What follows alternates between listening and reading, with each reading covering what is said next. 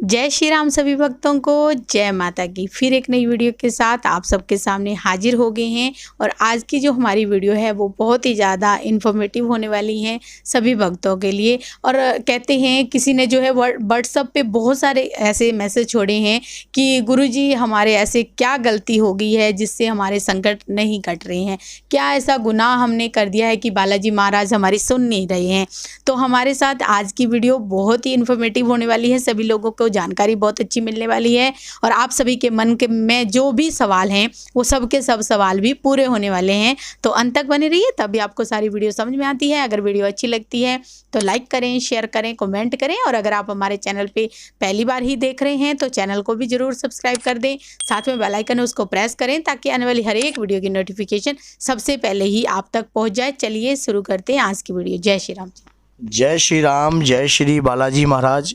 बाबा की असीम कृपा आपके परिवार पर सदैव बनी रहे और मेरी माँ जगत जननी माँ भवानी अम्ब की कृपा आपके घर में अन्नपूर्ण रूप में वास करे। जय सीताराम, जय श्री बालाजी महाराज।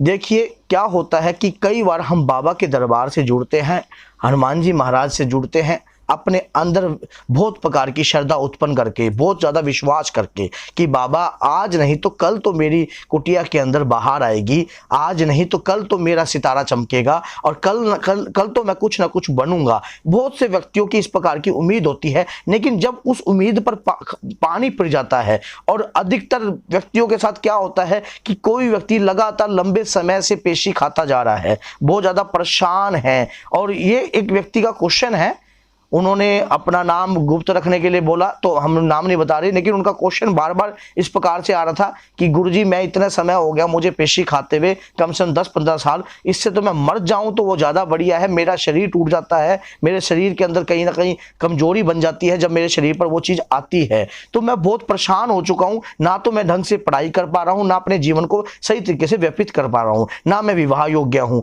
तो ऐसा क्या करूँ गुरुजी जिससे मुझे क्षण भर में इस चीज़ों से छुटकारा मिले और मेरे अंतर मन में जो ठेस पहुंची हुई है उसको अंदर से किस प्रकार से जगाऊं। तो आज मैं चाहता हूं कि देखो, अगर बाबा का एक भी भगत बाबा से दूर हो तो इसमें ये हमारी गलती है, बाबा की कोई गलती नहीं। हम जो इतना बात बताते हैं, अगर इतनी बात से अगर उसकी जीवन बदल सकता है तो क्यों ना उसके लिए एक वीडियो बनाई जाए।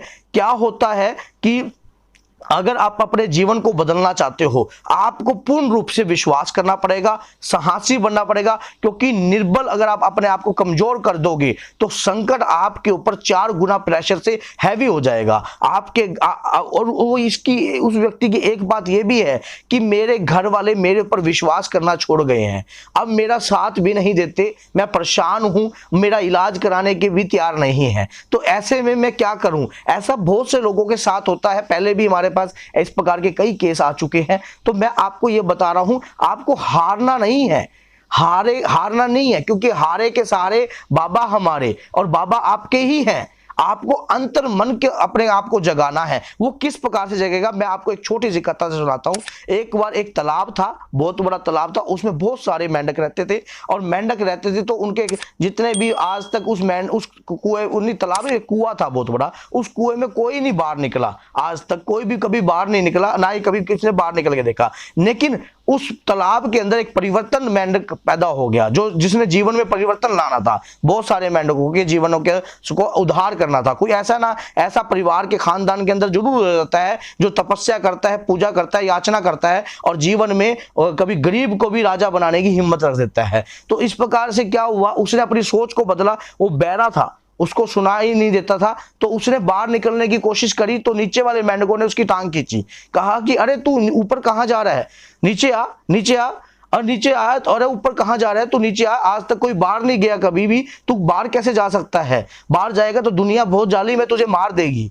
तो उन्होंने सोचा कि मेरी तारीफ कर रहे हैं। वो अचानक बाहर निकला, बाहर निकलते ही एक बहुत बड़ा तालाब था, उस तालाब में उसने डुबकी मारी, अपने जीवन को आनंदित बनाया, प्रभु के चरणों के अंदर आनंदित बनाया। इस प्रकार से हमारा जीवन एक बहुत बड़ा संघर्ष से बड़ा होता है। अगर हम प्रभु की भक्ति में अपने आप को गूढ़ रहस्य में जान लें, उसका रहस्य में हमें बहरा बनना पड़ेगा। दुनिया क्या कहती है हमें इस बात से कोई मतलब नहीं है। हम अपने प्रभु की भक्ति कर रहे हैं, सिर्फ अपने अंतर मन में वही भक्ति को जागृत करना पड़ता है। अब देखना वो एक बैरा मेंढक अपने उन लोगों की जिंदगी को किस प्रकार से बदलता है। आज आपका परिवार आपका साथ नहीं दे रहा, भाई आप परेशान मत हो, आपका परिवार आपका साथ नहीं दे रहा। एक वक्त ऐसा आएगा आप इस चीजों से छुटकारा भी पाओगे और आपका परिवार साथ भी देगा, लेकिन आपको बैरा जरूर बनना पड़ेगा। अब वो मेंढक वापस जाता है, उसमें 50 मेंढक रहते हैं, तो 50 में से वो 50 को बताता है, लेकिन 50 में से कोई उसके साथ चलने को तैयार नहीं होता, लेकिन 3 मेंढक उसके साथ चलने को तैयार होते हैं। 50 लोग उससे बात सुनते हैं, धीरे धीरे धीरे धीरे करके वो सभी को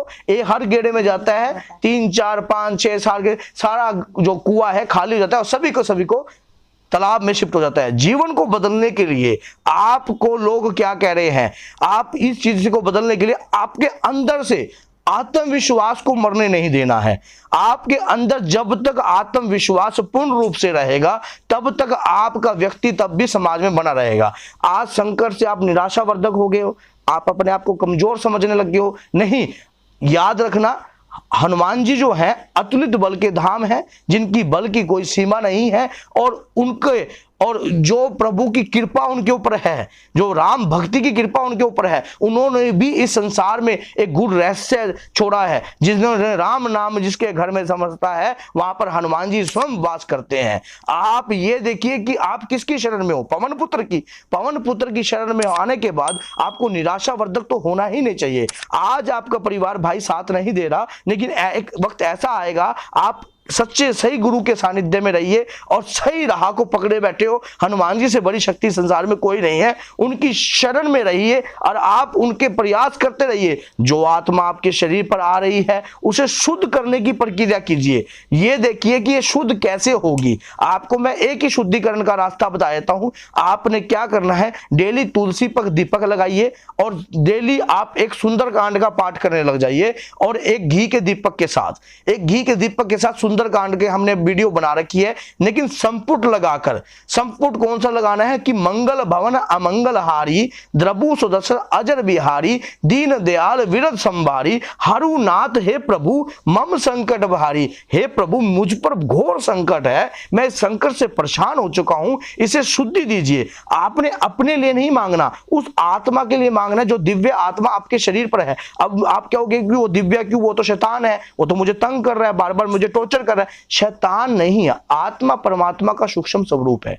अब उसी की देन है, आप उसको गलत समझ रहे हो। आप ये देखो कि जिस परमात्मा ने ही तो उसका निर्माण किया है, आपके शरीर, इस पंच तत्व शरीर का निर्माण किसने किया? परमात्मा ने, और ये उसी के अंदर ही विलीन हो जाता है। इसी प्रकार से आत्मा भी उनका दिव्य स्वरूप है। उस स्वरूप को ज्ञात कराइए कि आप परम पिता परमात्मा की संतान हो, मुझे तंग कर रहे हो आप। याद रखना, जिस दिन, अभी तो वो बेकार है, जिस दिन वो सुधर कर सही कार्य आपके करने लग गई, उस दिन आपको राजा, रंग से राजा बनाने में उसको क्षण भर लगेगा, कोई ज्यादा समय नहीं लगेगा, क्योंकि आपके शरीर ने उसको इतने समय तक झेला है और उसकी भक्ति को जगाया है। तो याद रखना, कोई भी ग्रह अगर राहु 18 वर्ष किसी व्यक्ति पर है तो शुरू में तंग करता है, बीच में कम तंग करता है, लास्ट समय पर देकर ही जाता है। तो इसी प्रकार से आपके जीवन को बदल सकती है ये आत्मा।